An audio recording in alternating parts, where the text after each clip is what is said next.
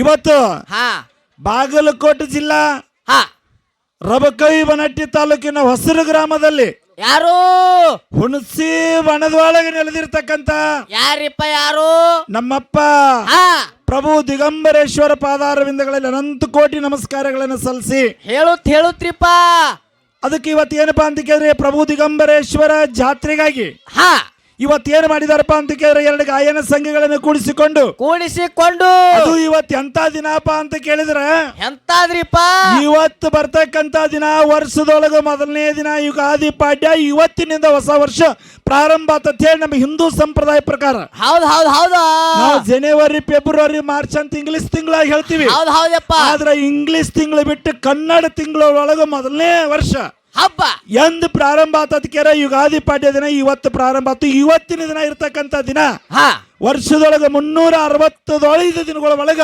ಹೌದಾ ಈ ದಿನ ಬಹಳ ಮಹತ್ವವಾಗಿರ್ತಕ್ಕಂಥ ದಿನ ಸರ್. ಹೌದು ಹೌದು ಹೌದು ಹೌದ್ರಿಪ್ಪ ಯಾಕಂತ ಕೇಳಿದ್ರೆ ಯಾಕ್ರಿ ವರ್ಷದೊಳಗ ಹಾ 365 ದಿನದೊಳಗ ಮನುಷ್ಯ ತಿಳಿದನೋ ತಿಳಿಲಾರ್ದನೋ ತಪ್ಪುಗಳನ್ನು ಮಾಡಿರ್ತಾನ. ಅದು ಹೆಂಗ ಆ ತಪ್ಪುಗಳನ್ನೆಲ್ಲ ಬದಿಗಿಟ್ಟು ಹಾ ಇವತ್ತು ತಪ್ಪುಗಳನ್ನ ಹಾ ಸರಿ ಇದ್ದುಗಳನ್ನು ಸಮನಾಗಿ ನೋಡ್ತಕ್ಕಂಥ ದಿನ. ಹೌದಾ ಇವತ್ತು ನಾವೆಲ್ಲ ಏನ್ ಮಾಡಿದ್ವಿ ಅದಕ್ಕೆ ಮುಂಜಾನೆ ಎದ್ದ ತಕ್ಷಣ ಯುಗಾದಿ ಪಾಡ್ಯ ದಿನ ಹೌದಾ ಹಂಗ ಜಳಕ ಮಾಡೋದಿಲ್ಲ, ಮಾಡಿಲ್ಲ ಬೇವಿನ ಹೂವ ಹಾ ಬೇವಿನ ತಪ್ಪಲ ಹೌದಾ ನೀರ್ ಒಳಗೆ ಹಾಕೊಂಡ ಮೈ ಮೇಲೆ ಏನ್ ಮಾಡ್ತೀವಿ ನಾವತ್ತ ಆನಂದದಿಂದ ಜಳಕ ಮಾಡ್ತೀವಿ. ಹೌದ್ ಹೌದಪ್ಪ ಹೌದು ಬೇವಿನ ತಪ್ಪಲನ ಯಾಕೆ ಹಾಕೋತಿಪ್ಪ ಅಂತ ಕೇಳಿದ್ರ ಯಾಕೆ ಹಾಕೋತೇವ್ರಿಪ್ಪ ನಮ್ಮ ಜೀವನದೊಳಗೆ ಹಲವಾರು ಕೈ ಘಟನೆಗಳಾಗಿರ್ತಾವ. ಆಗಿರ್ತಾವಪ್ಪ ಆ ಕೈ ಘಟನೆಗಳನ್ನು ಮರೆತು ಸಿಹಿ ಘಟನೆಗಳನ್ನು ಸ್ವೀಕಾರ ಮಾಡ್ಕೊಂಡ ವರ್ಷತಕ ಆರಾಮದಿಂದ ಇರೋಣ ಅಂತ ಹೇಳಿ ಇವತ್ತು ಏನ್ ಮಾಡ್ತೀವಿ ಅಂತ ಕೇಳಿದ್ರ ಬೇವಿನ ತಪ್ಪಲ ಹಾಕೊಂಡ್ ಏನ್ ಮಾಡ್ತೀವಿ ಜಳಕ ಮಾಡ್ತೀವಿ. ಇವತ್ತು ಹಿರಿಯರ ಪದ್ಧತಿ ಪ್ರಕಾರ ಬೇವಿನ ತಪ್ಪಲದ ಹೂವ ಬೇವಿನ ತಪ್ಪಲ ಬೆಲ್ಲನ್ನು ಸೇರಿಸಿ ವರ್ಷದಾಗ ಒಂದು ದಿನ ನಾವು ಕೈಸಿ ಅಂದ್ರೆ ಮನುಷ್ಯಾಗ ಸುಖ ದುಃಖಗಳು ಸಮಾನ ಆಗಿರ್ತಾವ ಅನ್ನತಕ್ಕಂತ ಹಬ್ಬ ಯಾವ್ದಂತ ಕೇಳಿದ್ರ ಇದು ಯುಗಾದಿ ಹಬ್ಬ. ಹೌದು ಕೈಗಳನ್ನ ಮರ್ತ ಸಿಹಿಗಳನ್ನ ಮಾತ್ರ ಏನ್ ಮಾಡೋಣ ಇವತ್ತಂದ್ರ ಸ್ವೀಕಾರ ಮಾಡೋಣ ಅನ್ನತಕ್ಕಂತ ಮಾತನ್ನ ನಿಮಿತ್ತವಾಗಿ ಇವತ್ತು ಯುಗಾದಿ ಪಾಡ್ಯ ದಿನ ಮಾಡ್ತಾ ಇದೀವಿ. ಹೌದು ಹೌದಪ್ಪ ಇವತ್ತು ರಾಮನ ಪಟ್ಟಾಭಿಷೇಕ ಕಟ್ಟಿದ ದಿನ. ಹೌದಾ ಅದ್ಭುತ ಆಗಿರ್ತಕ್ಕಂಥ ದಿನ ಸರ್ ಇವತ್ತು ಯುಗಾದಿ ಪಾಡ್ಯ ಅಂತ ಕೇಳಿದ್ರ ರಾಮ 12 ವರ್ಷ ಏನಪ್ಪಾ ಅಂದ್ರೆ ವನವಾಸಕ್ಕೆ ಹೋಗಿದ್ದ. ವನವಾಸದಿಂದ ಬಂದ ಅಯೋಧ್ಯ ನಗರದೊಳಗೆ ರಾಮನನ್ನ ಪಟ್ಟಾಭಿಷೇಕ ಮಾಡಿದ ದಿನ ಇವತ್ತು. ಹೌದಾ ಇವತ್ತು ಎಲ್ಲಾ ದೇಶದೊಳಗ ಏನಪ್ಪಾ ಅಂತ ಅದ್ರಾಗ ಭಾರತ ದೇಶದೊಳಗ ಪ್ರತಿಯೊಂದು ಮನೆಗೆ ಏನ್ ಮಾಡ್ತೀವಪ್ಪ ನಾವು ಅಂತ ಕೇಳಿದ್ರ ಏನ್ರಿಪ್ಪ ತಳಿರು ತೋರಣ ಅಂತ ಕಟ್ತೀವಿ.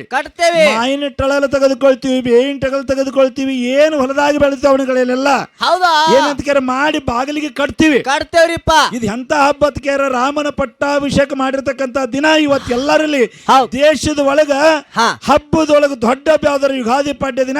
ಇದು ಆನಂದ ಪಡ್ತಕ್ಕಂತ ದಿನ. ಹೌದು ಹೌದು ಹೌದು 12 ವರ್ಷ ನೀ ಕಷ್ಟ ಅನುಭವಿಸಿದೀಪ, ಕಷ್ಟದ ಭಾಗ್ಯ ಎಂದು ಬಂದತಿ ಯುಗಾದಿ ಪಾಡ್ಯ ದಿನ ಪಟ್ಟಾಭಿಷೇಕ ಆಗ್ಯದ. ಕಷ್ಟಗಳನ್ನ ಮರ್ತ ಇವತ್ತೇನ್ ಮಾಡೋಣ ನಾವು ನೀವೆಲ್ಲಾರು ಅಂತ ಕೇಳಿ ಸುಖದಾಗಿರೋನು ಅಂತಕ್ಕಂಥ ಹಬ್ಬ ಯಾವ್ದಾರು ಯುಗಾದಿ ಪಾಡ್ಯ ದಿನ. ಅಂತ ನಿಮಿತ್ತವಾಗಿ ಇವತ್ತು ನಮ್ಮ ಪ್ರಭು ದಿಗಂಬರೇಶ್ವರ ಈ ಪ್ರಭು ಅಂದ್ರ ಸಾಮಾನ್ಯ ಅಲ್ಲ. 12ನೇ ಶತಮಾನದೊಳಗೆ ಅಲ್ಲಮ್ಮ ಪ್ರಭು ಏನಿದ್ದಿಲ್ಲ, ಅವನ ಎಲ್ಲಿ ಬಂದು ನೆನದ ಅಂದ್ರೆ ಸಾಕ್ಷಾತ್ ಇವತ್ತ ಹೊಸೂರು ಗ್ರಾಮದ ಪೂಜಾರಿ ಅವ್ರ ತೋಟದಾಗ ನೆನದಾನ. ಈ ಪ್ರಭು ಒಂದ್ ಕಡೆ ಆದ್ರ ದಿಗಂಬರೇಶ್ವರಪ್ಪ. ಬಹುಶಃ ನಾವು ಅದಕ್ಕೆ ಹೋದ ತಕ್ಷಣ 2 ಮೂರ್ತಿಗಳಿದ್ದು, ಒಂದು ಪ್ರಭುಂದು ಇನ್ನೊಂದು ದಿಗಂಬರೇಶ್ವರ. ರಾಮಾಯಣದೊಳಗೆ ರಾಮ ಲಕ್ಷ್ಮಣ ಹೆಂಗ ಜೋಡಿ ಇದ್ರು ಇವತ್ತು ಪೂಜಾರಿ ತೋಟದೊಳಗ ಪ್ರಭು ಮತ್ತು ದಿಗಂಬರೇಶ್ವರ ಜೋಡಿ ದೇವರಾಗಿ ತೋಟದಾಗ ಕೂತಾರ.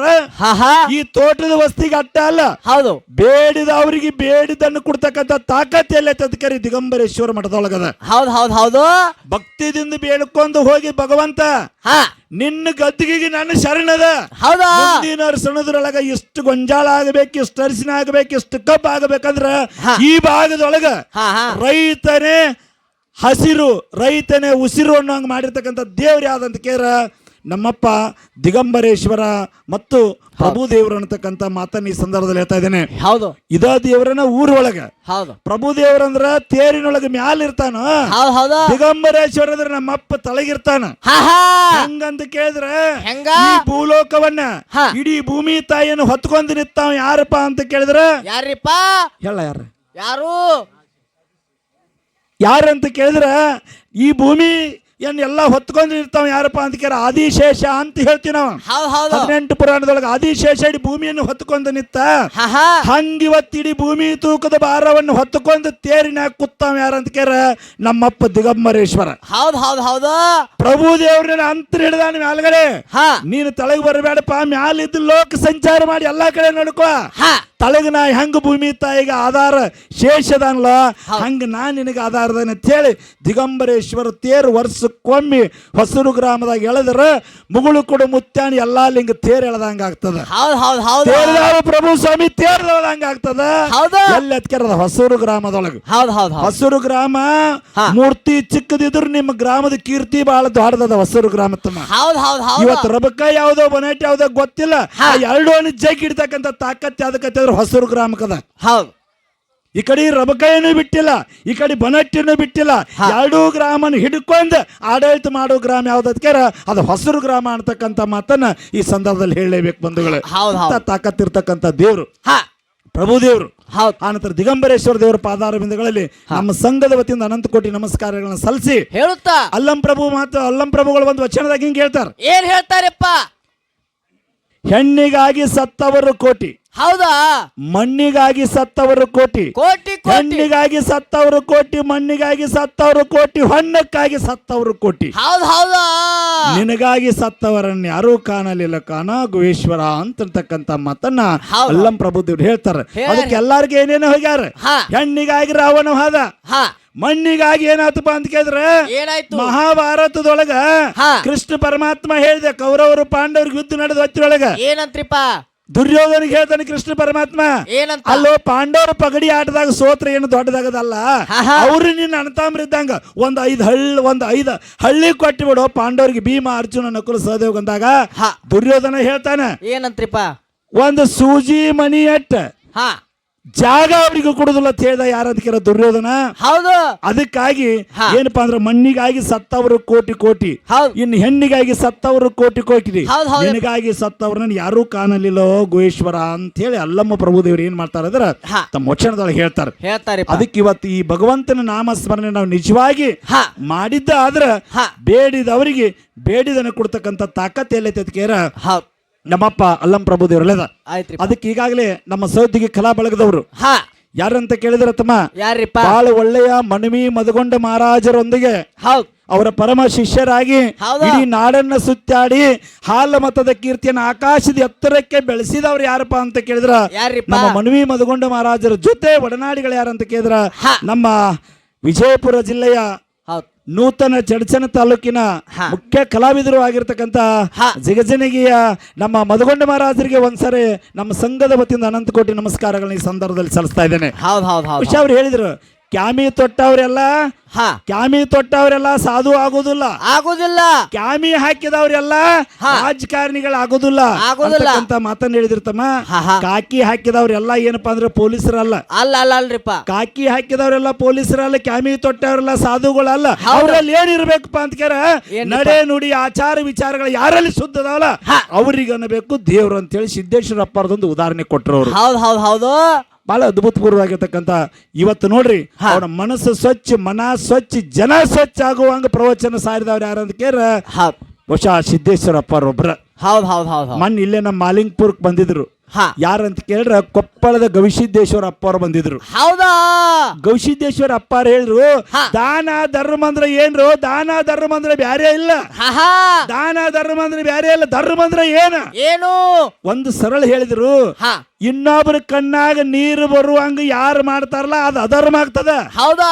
ಯಾರ ಕಣ್ಣಾಗ ನೀರು ಬಂದಿರ್ತಾವಲ್ಲ ಆ ನೀರನ್ನು ಒರೆಸಿ ಆನಂದವನ್ನು ಯಾವ ತುಂಬತಾನಲ್ಲ ಅದ ಧರ್ಮೋತ್ತಮ, ಅದ ಧರ್ಮ ಬ್ಯಾರೆ ಇಲ್ಲ ಅಂತ ಹೇಳಿದ್ರು ಕೊಪ್ಪಳದ ಗವಿಸಿದ್ದೇಶ್ವರಪ್ಪರು. ನಾವ್ ಇನ್ನೊಬ್ರಿಗೆ ಒಳ್ಳೇದನ್ನ ಮಾಡ್ಬೇಕು. ಇವತ್ತಿಲ್ಲಿ ದಿಗಂಬರೇಶ್ವರ ಜಾತ್ರೆ ಅದ, ಎಲ್ಲಾರು ಕೂಡ್ಕೊಂಡಾರ ಭಕ್ತರ ಕೂಡ್ಕೊಂಡು ಮಹಾಪ್ರಸಾದ ವ್ಯವಸ್ಥೆ ಮಾಡಿದಾರ. ಭಕ್ತಿದಿಂದ ನೀಡಿದ್ರ ಇದು ಧರ್ಮ ಆತ ಬಂಧುಗಳೇ. ಹಸದಾವ ಒಬ್ಬ ಬಂದು ಊಟಕ್ಕೆ ಬಂದಾರ ಅವ್ನು ಎಬಿಸಿ ಕಳಿಸ್ರ ಇದ ಅಧರ್ಮ ಆತ.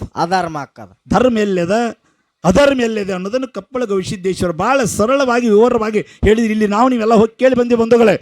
ಅದಕ್ಕೆ ಎಲ್ಲಾ ದಾನದೊಳಗ ಅನ್ನದಾನ ಬಹಳ ಶ್ರೇಷ್ಠ ಅದ. ಅದ ಅನ್ನದಾನಕ್ಕಿಂತ ಮುನ್ನದಾನ ಇಲ್ಲೆಂದ ಸರ್ವಜ್ಞ ಅಂತಕ್ಕಂತ ಮಾತನ್ನ ಈ ಸಂದರ್ಭದಲ್ಲಿ ಹೇಳ್ತಾ ಇದೀವಿ. ಹೌದ್ ಹೌದು. ಅದಕ್ಕೆ ಎಲ್ಲಾ ದಾನಗಳೊಳಗ ಅನ್ನದಾನನ ಹೆಂಗ ಶ್ರೇಷ್ಠ ಹೆಂಗ್ರಿಪ್ಪ ಹೆಂಗ ಒಂದು ಉದಾಹರಣೆ ಮುಖಾಂತರ ಹೇಳಿ ಹಾ. ಯಥಾ ಪ್ರಕಾರವಾಗಿ ಹೋಗೋಣ. ಹಾ. ಈ ನಮ್ಮ ಗ್ರಾಮಕ್ಕೆ ಬಂದ ಬಾಗಲಕೋಟೆ ಜಿಲ್ಲಾ ವಿಶೇಷವಾಗಿ ರಬಕೈಬನಹಟ್ಟಿ ತಾಲೂಕಿಗೆ ಬಂದು ಸಂಭಾಷಣೆ ಮಾಡಿರ್ತಕ್ಕಂಥ ನನ್ನ ಹಿರಿಯ ಸೋದರ ಎಲ್ಲ ತಂದೆ ಸಮಾನರವ್ರು ಸಿದ್ಧಗೊಂಡ ಗೌಡ್ರಪ್ಪ ಅಂತ ಕೇಳಿದ್ರೆ ಸಾಮಾನ್ಯ ವ್ಯಕ್ತಿ ಅಲ್ಲ. ಮನವಿ ಮದಗೊಂಡ ಮಹಾರಾಜರ ಜೊತೆ ಟಕ್ಕರ್ ಕೊಟ್ಟು ಮಾತನಾಡಿರ್ತಕ್ಕಂಥ ಬಹುಶಃ ಲಮಾನಟ್ಟಿ ತುಕ್ಕರಮ್ಮ ಸೋನ್ಯಾಳ ಹನುಮಂತ ಗೌಡ್ರು ಹಂಗ ಹಿರಿ ಕಲಾವಿದರಲ್ಲ.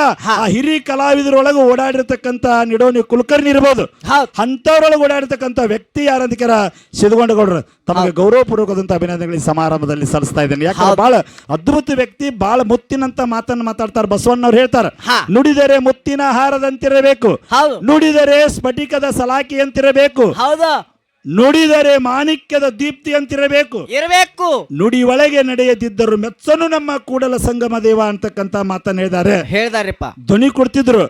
ಮನವಿ ನಮ್ಮ ಮನವಿ ಮದಗೊಂಡ ಮಹಾರಾಜರಂತ ಬಾಯಿಗೆ ಬರ್ತದ ನಮಗ. ಯಾಕಂದ್ರೆ ಅವ್ರ ರೂಪವನ್ನು ಎಲ್ಲಿ ನೋಡಾಕತ್ತೀವಿ ನಾವ ಜಗಜವಣಿಗೆ ಮದಗೊಂಡ ಮಹಾರಾಜರಲ್ಲಿ ನಾವು ನೋಡ್ಲಾಕತ್ತೀವಿ. ಅವರೊಂದಿಗೆ ಸಾಥ್ ಕೊಟ್ಟು ಹಾಡ್ತಕ್ಕಂತ ಸಿದ್ದರಾಮ, ಏನು ಸಿದ್ದರಾಮ ನೀನು ಧ್ವನಿ ಅಂತ ಕೇಳಿ ಅದೆಲ್ಲ ಭಗವಂತ ನಿಸ್ಸಾರಿ ಅಂತ ನೋಡ್ರಿ. ಸಂಘ ಬಹಳ ಶ್ರೇಷ್ಠ ಅದ ಸರ್. ಅದಕ್ಕೆ ಭಕ್ತ ಕನಕದಾಸರು ಹೇಳ್ತಾರ, ಏನಂತ? ಸತ್ಯವಂತರ ಸಂಘವಿರಲು ತೀರ್ಥವ್ಯತಕ್ಕೆ, ಯಾತಕ್ಕೆ ನಿತ್ಯ ಜ್ಞಾನಿಯಾದ ಮೇಲೆ ನಮಗೆ ಚಿಂತೆ ಯಾತಕ್ಕೆ ಅಂತಕ್ಕಂಥ ಮಾತನ್ನ ಭಕ್ತ ಕನಕದಾಸರು ಹೇಳ್ತಾ ಇದ್ದಾರೆ. ಬಂಧುಗಳು, ಇವತ್ತು ಎಲ್ಲಾ ದಾನದೊಳಗೆ ಅನ್ನದಾನ ಬಹಳ ಶ್ರೇಷ್ಠ. ಅನ್ನದಾನದ ಬದಲು ಒಂದು ದೃಷ್ಟಾಂತ ಹೇಳಿ ನನ್ನ ಸಂಭಾಷಣೆಗೆ ವಿರಾಮ ಇಡ್ತಾ ಇದ್ದೇನೆ. ಬಂಧುಗಳು, ತಾವೆಲ್ಲ ಇವತ್ತು ಊಟ ಮಾಡಕತ್ತೀರಿ. ಎದಕ್ಕೂ ಮನುಷ್ಯ ಸಾಕನ್ನೋದಿಲ್ಲ, ಎದಕ್ಕೂ ಸಾಕನ್ನೋದಿಲ್ಲ. 10 ಎಕರೆ ಭೂಮಿ ಕೊಟ್ರೆ ಸಾಕಂದಿಲ್ಲ, 20 ತೊಲಿ ಬಂಗಾರಕ್ಕೆ ಹಾಕಿದ್ರೆ ಸಾಕಂದಿಲ್ಲ. ಹೊಟ್ಟೆ ತುಂಬಾ ಊಟ ಮಾಡಿದೀವಿ ಅಂದ್ರೆ ಸಾಕು ಯಪ್ಪ, ದಿಗಂಬರೇಶ್ವರ ಮಠದೊಳಗೆ ಊಟ ಮಾಡಿದೀವಿ, ಆನಂದ ಅಂತಕ್ಕಂತ ಮಾತನ್ನ ಹೇಳ್ತಾ ಇದೀವಿ. ಹಿಂಗೇನ್ ನಡೆದಿತ್ತು ಅಂತ ಕೇಳಿದ್ರ ಮಯಪ್ಪ, ಏನ್ ನಡೆದಿತ್ತು ಅಂತ ಕೇಳಿದ್ರ, ಏನ್ ನಡೆದಿತ್ರಿಪ್ಪ? ನಮ್ಮ ಕರ್ನಾಟಕದಿಂದ ತಮಿಳುನಾಡು, ಆಂಧ್ರ, ಕೇರಳ, ಮಹಾರಾಷ್ಟ್ರದಿಂದ ದೆಹಲಿಗೆ MBBS ಕಲೀಲಿಕ್ಕೆ ಒಂದು 10 ಹುಡುಗರು ಹೋಗಿದ್ದು ನಮ್ಮ ಸೈಡ್ ದಿಂದ. ಏನು MBBS ಕಲಿಯಾಕ? MBBS ಡಾಕ್ಟರ್ ಕಲಿಯಾಕ ದೆಹಲಿಗೆ ಹೋಗಿದ್ದು. ದೆಹಲಿಗೆ ಹೋದ ಹೊತ್ತಿನೊಳಗ ದೆಹಲಿ ಒಳಗೆ 1ನೇ ವರ್ಷ ಮುಗಿಸಿದ್ರು ಹುಡುಗರು. ಶೂಟಿಂಗ್ ಬಂದು ಹೋದ್ರು.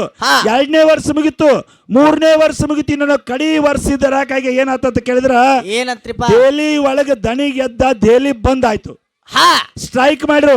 ಅವಾಗ ಕಾಲೇಜ್ ಪ್ರಿನ್ಸಿಪಾಲ್ ಹೇಳ್ದ, ಏನಂತ್ರಿಪ್ಪ? ಹುಡುಗರಿಗೆ ಹೇಳ್ತಾನೆ, ವಿದ್ಯಾರ್ಥಿಗಳ ಮೆಡಿಕಲ್ ಡಾಕ್ಟರ್ಗಳಿಗೆ ಹೇಳ್ತಾನೆ, ನೋಡ್ರಿಪ್ಪ ಇವತ್ತ ದೆಹಲಿ ಎಲ್ಲಾ ಸ್ಟ್ರೈಕ್ ನಡೆದದ, ದನಿಗೆ ನಡೆದೈತಿ, ನಿಮ್ಮ ಊರಿಗೆ ನೀವು ಹೋಗಿ ಬಿಡಂದ್ರು.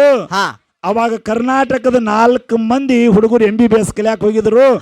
ಅವ್ರು ವಿಚಾರ ಮಾಡಿದ್ರು, ಏನಂತ್ರಿಪ್ಪ? ಕರ್ನಾಟಕ ಅಂದ್ರೆ ಇಲ್ಲೇ ಇಲ್ಲ, ದೆಹಲಿಗೆ ಹೋಗ್ಬೇಕಾದ್ರೆ 2 ದಿನ ಟ್ರೈನ್ ಹೋಗ್ತದ, ನಮ್ಮ ಊರಿಗೆ ಬರಕ್ ಹೋಗ್ಲಿಕ್ಕೆ ಲೇಟ್ ಆಗ್ತದ, 4 ದಿನದಾಗ ಸ್ಟ್ರೈಕ್ ಮುಗಿತಿತ್ತು, ನಾವ್ ಇಲ್ಲೇ ಇರೋನು ಅಂತ ಹೇಳಿ ಅವ್ರ ತಂದೆ ತಾಯಿಗಳ ಬಡತಾಣದೊಳಗೆ MBBS ಕಲಿಸಿದ್ರು. ಹುಡುಗರು ಏನೋ ರೊಟ್ಟಿ ಗಿಟ್ಟಿ ಕಟ್ಕೊಂಡು ಹೋಗಿ ಹಂಗ ಮ್ಯಾಲ ಇಟ್ಟಿದ್ದು. 2-3 ದಿನ ಬಂದಾದ್ರೂ ಮನ್ಯಾಗಿನ ಕಟಕ್ ರೊಟ್ಟಿ ತಿಂದು, ರೂಮ್ನ್ಯಾಗಿನ ಕಟಕ್ ರೊಟ್ಟಿ ತಿಂದು ಜೀವನ ಮಾಡಿ ಇಲ್ಲೇ MBBS ಮುಗಿಸ್ಕೊಂಡು ಹೋಗಿ ತಿಳಿದು 4 ಮಂದಿ ಹುಡುಗರು ಅಲ್ಲೇ ನಿಂತರು. ದೆಹಲಿ ಬಂದಾಯ್ತು. 1ನೇ ದಿನ ಮುಗಿತು. 2ನೇ ದಿನ ಜೋರ್ ಸ್ಟ್ರೈಕ್ ಆಯ್ತು. ಅಲ್ಲಿಗೊಂದು ಇಲ್ಲಿಗೊಂದು ಅಟ್ಟ ಹೋಟೆಲ್ ತೆಗೆದು ಹುಡುಗರು ಬಜಿ ತಿಂದು ಏನೋ ಮಾಡಿ 1 ದಿನ ಹೊತ್ತು ಕಳೆದ್ರು. 3ನೇ ದಿನ ಕಂಟಿನ್ಯೂ ಸ್ಟ್ರೈಕ್ ಆಯ್ತು. ಹುಡುಗರು ರೂಮ್ನಾಗಿರ್ತಕ್ಕಂಥ ರೊಟ್ಟಿ ಗಿಟ್ಟಿ ಎಲ್ಲ ಅದು ರೀಪ. 4ನೇ ದಿನಕ್ಕೆ 4ನೇ ದಿನ ಸ್ಟ್ರೈಕ್ ನಡೀತು. ಹುಡುಗರು ಹೊಟ್ಟೆ ಹಸಿವಾದವು. ಹೊಟ್ಟೆ ಹಸುವಾಗಿ ಹುಡುಗರು 10 ಗಂಟೆ ಆಯ್ತು, ರಾತ್ರಿ ಸರಿಯಾಗಿ 10 ಗಂಟೆ ಆಯ್ತು. ಯಾವಾದ್ರೂ ಹೋಟೆಲ್ ತೆಗದವನ ನೋಡೋಣ ಅಂತ ತಿಳಿದ 4 ಮಂದಿ ಹುಡುಗರ ದೆಹಲಿ ಒಳಗೊಂದು ಓಣಿಗೊಟ್ಟು ಹಾದು ಹೊಂಟ್ರು. ಹೋಗೋದ್ರಾಗ 11:15 ಆಯ್ತು. ಎಲ್ಲಾ ಅಂಗಡಿಗಳು ಮುಂಗಡ ಮುಚ್ಚಿದ್ವು. ದೆಹಲಿ ಎಲ್ಲ ಶಾಂತಿ ಇತ್ತು. ಸರಿಯಾಗಿ ಕರೆಕ್ಟ್ 11:48 ಆಗಿತ್ತು. ಒಬ್ಬ ಅಜ್ಜಿ ಏನ್ ಮಾಡಿಲ್ಲ ಅಂತ ಕೇಳಿದ್ರ, ಊಟ ಮುಗಿಸ್ಕೊಂಡು ಬಾಂಡೆ ತಿಕ್ಕಬೇಕಂತ ಹೇಳಿ ಹೊರಗೆ ತಗೊಂಡ್ಕೊಂಡು ಬಂದಿಳು. ಇವ್ 4 ಮಂದಿ MBBS ಹುಡುಗರು ಅಲ್ಲಿ ಹಾದು ಹೊಂಟಿದ್ರು. ಅಜ್ಜಿನ ನೋಡಿದ್ರು, ಯಪ್ಪ ಹೊಟ್ಟೆರೆ 2-3 ದಿನ ಆಯ್ತು, ಸ್ವಲ್ಪ ಕಟುಕು ರೊಟ್ಟಿ ತಿಂದು ಬದುಕಿದ್ವಿ, ಹಸುವರೆ ಆಗ್ಯದ. ಅಜ್ಜಿನ ಕೇಳ್ತಾರ, ಅಜ್ಜಿ 4 ದಿನ ಆಯ್ತು, ಇವತ್ತಿಗೆ ಉಪವಾಸ ಇದೀವಿ, ಅಜ್ಜಿ ಸ್ಟ್ರೈಕ್ ನಡೆದದ, ಉಣ್ಲಿ ಕಟ್ ಏನಾದ್ರು ಆಯ್ತೇನು ಕುಳ್ರಿ ಅಂತ ಹೇಳಿ ಅಜ್ಜಿನ ಕೇಳ್ತಾರ. ಅಜ್ಜಿ ಹೇಳ್ತಾಳ, ಏನಂತ? ಅಲ್ಲೋ ಮಕ್ಕಳ್ರೆ, ಇನ್ನೊಂದು ತಾಸು ಮೊದಲು ಬಂದಿದ್ರ 2 ರೊಟ್ಟಿ ಮಾಡಿದ್ನಿ, ನಾವೊಂದು ತಿನ್ನಿ, ನನ್ನ ಮಗನಿಗೊಂದು ಕೊಟ್ನಿ, ಅದ ರೊಟ್ಟಿ ನಿಮಗೂ ಕೊಡ್ತೀನೋ ಮಕ್ಕಳ್ರಾಗ ಅಥ ಮಾಡಿರುವಂತ ಮುದುಕಿ ದುಃಖ ತರ್ತಾಳ. ಅವಾಗ ಹೇಳ್ತಾರ 4 ಮಂದಿ, ಅಜ್ಜಿ ಏನಾದ್ರೂ ಒಂದ್ ಸ್ವಲ್ಪ ಅನ್ನ ಅದು ಉಳಿದಿದ್ರೆ ಎಲ್ಲರೂ ಕೂಡಂದಾಗ ಅಜ್ಜಿ ಹೇಳ್ತಾಳೆ, ತಮ್ಮಗಳ ನಿಲ್ರಿ, ಇನ್ನ ನಾನು ಹೆಪ್ಪ ಹಚ್ಚಿಲ್ಲ ಹಾಲಿಗೆ. ಒಂದು ಗ್ಲಾಸ್ ಹಾಲು ನಿಲ್ರಿ ಅಂದಕಿನ ಒಳಗೆ ಹೋಗಿ ಒಂದು ಗ್ಲಾಸ್ ಹಾಲು ತೆಗೆದುಕೊಂಡು ಬಂದಳು. ಅದ್ರಾಗ ಸ್ವಲ್ಪ ಸಕ್ಕರೆ ಹಾಕಿ ಅಳಿಗಾಡಿಸಳು. 4 ಕಪ್ ಮಾಡಿ MBBS ಡಾಕ್ಟರ್ ಹುಡುಗರಿಗೆ ಕೊಡ್ತಾಳ ಬಂಧುಗಳೇ. ಹೌದು, MBBS ಡಾಕ್ಟರ್ ಆನಂದದಿಂದ ಹಾಲು ಕುಡಿತಾರು. ಹೊಟ್ಟೆ ಶಾಂತ ಆತು. ಹೊಟ್ಟೆ ಶಾಂತ ಆತು. ಯವ್ವ ನಿನ್ನ ಉಪಕಾರ ಯಾವಾಗ ತೀರ್ಸೋದಂದ್ರೆ 4 ಮಂದಿ ಕೂಡಿ ಅಜ್ಜಿ ಕಾಲು ಬಿದ್ದು ರೂಮಿಗೆ ಹೋದ್ರು. ಮರುದಿನ ಸ್ಟ್ರೈಕ್ ಕುಲ್ಲ ಆತು. ಸ್ಟ್ರೈಕ್ ಕುಲ್ಲ ಆತು. ಅಜ್ಜಿ ಉಪಕಾರ ಹೆಂಗ ತೀರ್ಸೋದಂದ್ರು MBBS ಫೈನಲ್ ಇಯರ್ ಮುಗಿತು. 4 ಮಂದಿ ಪ್ರಾಕ್ಟೀಸ್ ಮಾಡ್ರು. 2 ಮಂದಿ ಏನ್ ಮಾಡ್ರಿ ಅಂತ ಕೇಳಿದ್ರ ಕರ್ನಾಟಕಕ್ಕೆ ಬಂದ್ರು. 2 ಮಂದಿ ರ್ಯಾಂಕ್ ಸ್ಟೂಡೆಂಟ್ಗಳು ದೆಹಲಿ ಒಳಗೆ ದವಾಖಾನೆ ಪ್ರಾರಂಭ ಮಾಡಿದ್ರು. 4 ವರ್ಷ ಹೋಗಿತ್ತು ಬಂಧುಗಳೇ. 4 ವರ್ಷ ಹೋಗೋದ್ರಾಗ ಅಜ್ಜಿಗೆ ಆರಾಮಿಲ್ಲತ್ತು. ಅಜ್ಜಿಗೆ ಆರಾಮಿಲ್ಲತ್ತು. ಡಾಕ್ಟರ್ ಕಡೆ ತೆಗೆದುಕೊಂಡಾದ್ರು. ಡಾಕ್ಟರ್ ಇದ್ದಾವ ಹೇಳ್ದ, ಈ ಅಜ್ಜಿಗೆ ಸಾಮಾನ್ಯ ರೋಗ ಇಲ್ಲ, ಈ ರೋಗ ಹೋಗ್ಬೇಕಾದ್ರ ಮುದುಕಿಗೆ 2 ಲಕ್ಷ ರೂಪಾಯಿ ಖರ್ಚಾಗ್ತೈತಿ ಅಂದ್ರು. ಏನ್ ದವಾಖಾನಿಗೆ ತಗೊಂಡ್ ಹೋಗಿರ್ಲ. 2 ಲಕ್ಷ ರೂಪಾಯಿ ಎಲ್ಲಿದ್ದು ಕೊಡುವುದು? ಒಬ್ಬ ಮಗ ದುಡ್ಕೊಂತಿನ ಅವ್ರು 2 ಲಕ್ಷ ರೂಪಾಯಿ ಇಲ್ಲ ಮುದುಕಿನ. ಇನ್ನು ನಮಗೂ ತೋರ್ಸೋದು ನೀಗುದು ಓನ್ಯಾಗ ಎಲ್ಲಾರು ಕೂಡಿ ಪಟ್ಟಿ ಮಾಡಿರು 10,000 ರೂಪಾಯಿ ರೊಕ್ಕ. ಅದು ದೆಹಲಿಗೆ ದೊಡ್ಡ ದವಾಖಾನೆ ಹೊಸದಾಗಿ ತೆಗ್ದಾರ. ಅಲ್ಲಿ ಹೋಗಿ ನಡಿ ಅದು ತಗೊಂಡ್ ಹೋದ್ರು. ತಗೊಂಡ್ ಹೋಗೋದ್ರಾಗ ನರ್ಸ್ ಬರ್ತಾಳ. ಈ ರೋಗಿಗೆ 2 ಲಕ್ಷ ರೂಪಾಯಿ ಡಿಪಾಸಿಟ್ ಕಟ್ಟಬೇಕು ಅಂದ್ರೆ ಒಳಗಡೆ ಕೇಸ್ ತಗೊಂಡ್ರು. ಅಟ್ರಾಗ ಕಾರ್ ಗಾಡಿ ಇಳಿದು ಡಾಕ್ಟರ್ ಹಾದ್ ಹೊಂಟಿದ್ದ. ಅಜ್ಜಿ ಕಡೆ ಅವ್ರು ಬಂದವ್ರು ಇನ್ನೇನೋ ಮುದಿ ಕುಳಿದಿಲ್ಲ, ಹೋಗುನು ನಡಿ ಹೊಳ್ಳಿ ಹೊಂಟಿದ್ರು. ಡಾಕ್ಟರ್ ಹತ್ತಿ ಹೋಗೋದ್ರಾಗ ಹೊಳ್ಳಿ ನೋಡಿದ. ಹೊಳ್ಳಿ ನೋಡಿದ ತಕ್ಷಣ ಅವನಿಗೆ ಕರುಣಾ ಬಂತು. ಕರುಣಾ ಬಂದು ಹೇಳ್ತಾನ, ಪೇಷಂಟ್ ಯಾಕೆ ಕಳ್ಸಾಕತ್ತಾರಿ ಅಂದ್ರು. 2 ಲಕ್ಷ ರೂಪಾಯಿ ಡಿಪಾಸಿಟ್ ಆಗ್ತದೆ ಈ ಕೇಸಿಗೆ, ಮತ್ತಿದ್ರ ರೊಕ್ಕ ಯಾರು ಕೂಡ ಅಂದಾಗ ಡಾಕ್ಟರ್ ಹೇಳ್ತಾನ, ಅದು ಎಷ್ಟ ಆಗ್ಲಿ ಹಣ ಆ ಮುದುಕಿನ ಒಳಗೆ ತಗೋರಿ ಅಂದ. ಮುದುಕಿ ಒಳಗೆ ಹೋದಳು. 10,000 ರೂಪಾಯಿ ಅವ್ರ ಕಡೆ ಇದ್ದು ಕಟ್ರು ಬಂಧುಗಳೇ. 10,000 ಕಟ್ರು. ಕಟ್ಟಿ ಡಾಕ್ಟರ್ ಬಂದ. ಡಾಕ್ಟರ್ ಬಂದು ನೋಡ್ತಾನ, ಹೃದಯ ತುಂಬಿತ್ತು ಡಾಕ್ಟರ್. ಯಾಕಂತ ಕೇಳಿದ್ರ ಅಂತ ಕಷ್ಟದ ಒಳಗೆ ಒಂದು ಕಪ್ಪ ಹಾಲು ಕೊಟ್ಟಿರ್ತಕ್ಕಂತ ಮುದುಕಿನ ಇದೈತೆ ಹೇಳಿ ಗೊತ್ತಾ ಹಿಡ್ದ. ಉಳಿದವ್ರಿಗೆ ಯಾರಿಗೂ ಹೇಳಲಿಲ್ಲ. ಟ್ರೀಟ್ಮೆಂಟ್ ಮಾಡ್ಲಿಕ್ಕೆ ಪ್ರಾರಂಭ ಮಾಡಿದ. ಮುದುಕಿ 1ನೇ ದಿನ ಕಣ್ಣು ಮುಚ್ಚಿತ್ತು, 2ನೇ ದಿನ ಕಣ್ಣು ಮುಚ್ಚಿತ್ತು, 3ನೇ ದಿನ ಮುದುಕಿ ಕಣ್ಣು ತೆಗಿತ್ತು. ಕಣ್ಣು ತೆಗೆದ ಡಾಕ್ಟರ್ ನೋಡ್ತು, ನಿನಗೇನಾಗೋದಿಲ್ಲ, ಆರಾಮಾಗ್ತೈತಿ, ಸುಮ್ಮಿರಂದ್ರು. ಬಿಡುಗಡೆ ಲೆಟರ್ ಬರೆದ್ರು, ಡಿಸ್ಚಾರ್ಜ್ ಬರೆದ್ರು. ಡಿಸ್ಚಾರ್ಜ್ ಒಳಗೆ ಬಿಲ್ ಎಷ್ಟಾಗಿತ್ತು ಅದಕ್ಕೆ 2,10,000 ರೂಪಾಯಿ ಬಿಲ್ ಆಗಿತ್ತು. ರೊಕ್ಕ ತುಂಬಿ ಪೇಷಂಟ್ ಒಯ್ರಿ ಅಂತ ಹೇಳಿ ಚೀಟಿ ಹೋದ. ಮುದುಕಿ ಕೈಯಾಗಿನವ್ರು ಕೊಟ್ರು. ನೋಡ್ತಾರ ಚೀಟಿ ನೋಡಿ ಎಲ್ಲಾ ದಿಗ್ಭ್ರಮೆಗೊಂಡ್ರೆ, ನಮ್ಮ ಮುದುಕಿ ಇದ್ರ ಇಲ್ಲೇ ಇರುವಾಚಕ ನಮಗ್ ಬಿಲ್ ಕಟ್ಟುದಾಗುದಿಲ್ಲ ತಿಳಿದು 2 ಮಂದಿ ಪರಾರಿಯಾಗಿ ಹೋಗಿಬಿಟ್ರು. ಈ 2 ಮಂದಿ ಇದ್ರು ಏನೋ ಮಾಡಿ ಕಾಲ ಸೂಲ ಮಾಡಿ ಮತ್ತೊಂದು 10,000 ರೂಪಾಯಿ ಗೊಳೆ ಮಾಡಿ ತಂದ. ಅಟ್ರಾಗ್ ಡಾಕ್ಟರ್ ಊಟಕ್ಕೆ ಹೋಗಿದ್ದ ಬಂಧುಗಳು. ಇವ್ರ ಚರ್ಚಾ ನಡೀತು. ಮುದುಕಿ ಜಾಕಿ ಏನಿಲ್ರಿ, ಇರುವರೆ 20,000 ರೂಪಾಯಿ ಅದಾವ, ಇದು ಗೊಳೆ ಮಾಡ್ಕೊಂಡು ಬಂದಿವು ಅಂದಾಗ ಅವ ಹೇಳ್ತಾರ, ನಾವು ನರ್ಸ್ಗಳ ಈ ರೊಕ್ಕ ತುಂಬಿದಾಗ ಪೇಷಂಟ್ ಹೊರಗೆ ಬಿಡ್ತೀವಿ, ಇಲ್ಲಂದ್ರೆ ಬಿಡುದಿಲ್ಲ ಅಂದ್ರು. ಅಟ್ರಾಗ್ ಡಾಕ್ಟರ್ ಊಟ ಮಾಡಿ ಬಂದ. ಯಾಕೋ ಏನ್ ಚರ್ಚೆ ಮಾಡಾಕತ್ತಾರೆ ಅಂದ ಡಾಕ್ಟರ್. ಅವಾಗ ಹೇಳ್ತಾರ, ಮುದುಕಿದ 2,10,000 ರೂಪಾಯಿ ಬಿಲ್ ಆಗ್ಯದ, ಹೆಂಗ್ ಮಾಡುದು ಅಂದಾಗ ಆ ರಸೀದಿ ತೆಗೆದುಕೊಂಡು ಬರ್ರಿ ಅಂದ. ತನ್ನ ಆಫೀಸ್ಗೂ ಆದ. ಡಾಕ್ಟರ್ 2,10,000 ರೂಪಾಯಿ ಏನಿತ್ತಲ್ಲ ಆ ಚೀಟಿ ಹಿಂದೆ ಬರದ 2,10,000 ರೂಪಾಯಿ ಬಿಲ್ ಎಲ್ಲ ಪೇಡ್ ಆಗಿ ಮುದುಕಿ ಏನು 1 ಗ್ಲಾಸ್ ಹಾಲು ಕೊಟ್ಟಿತ್ಲ ಅದ್ರ ಉಪಕಾರ ಇನ್ನೂ ನನ್ನ ಮ್ಯಾಲದ ಅಂತ ಹೇಳಿ ಚೀಟಿಯಾಗಿ ಬರದ ಪೇಡ್ ಅಂತ ಕೊಟ್ಟು ಕಳಿಸಿದ. ಅಜ್ಜಿ ತಕ್ಕ ಬಂದ ಡಾಕ್ಟರ್. ಅಜ್ಜಿ ಕಾಲು ಬೀಳ್ತಾನ ಅಜ್ಜಿದ. ಅಜ್ಜಿ ಕಾಲು ಬಿದ್ದು ಹೊತ್ತಿನೊಳಗೆ ಅಜ್ಜಿ ಹೇಳ್ತಾಳ, ಅಲ್ಲಪ್ಪ ನೀ ಡಾಕ್ಟರ್ ಅಂದ್ರ ದೇವ್ರಿದ್ದಂಗು, ನಾನು ಉಳಿಸಿದೇವ್ ನಮ್ಮಪ್ಪ ಅಂದಾಗ ನಿನ್ನ ನಾವು ಉಳಿಸಿಲ್ಲವ ಅಂದ 12 ಗಂಟೆಗೆ ಏನು 1 ಗ್ಲಾಸ್ ಹಾಲು ಕೊಟ್ಟಿದ್ಲ, ಆ ಹಾಲು ನಿನ್ನ ಇವತ್ತು ಉಳಿಸೈತಿ ಅಂತ ಹೇಳಿದ. ಯಾರ? ಡಾಕ್ಟರ್ ಬಂಧುಗಳೇ. ಇದೆಲ್ಲ ಏನ್ ನೋಡಿ, ಆ ಮುದುಕಿಗೆ ನನಗೆ ಆರಾಮ್ ತಪ್ತೈತೆ ಹೇಳಿ ಹಾಲು ಕೊಟ್ಟಿಲ್ಲ. ಅದು ಅಕ್ಕಿ ಮಾಡೋ ಕಾಯಕ ಅಕ್ಕಿ ಮಾಡಿದಳು, ಇವು ಮಾಡೋ ಕಾಯಕ ಇವು ಮಾಡಿದ. ನಿಜವಾಗಿ ಅನ್ನದೊಳಗೆ ಅಂತ ತಾಕತ್ತದ. 1 ಗ್ಲಾಸ್ ಹಾಲು ಅನ್ನ ಏನು ಮಾಡಿತ ಕೇರ ಮುದುಕಿ ಜೀವನ ಉಳಿಸಿ ಮುದುಕಿಗೆ ಹೇಳ್ತಾನೆ, ನಿನ್ನ ಉಪಕಾರಿನ ನನ್ನ ಮೇಲೆ ಐತೆ, ಯಾವಾಗ ಬೇಕಾದಾಗ ಬಾ ಅಂದ ಕಾಲು ಬಿದ್ದ.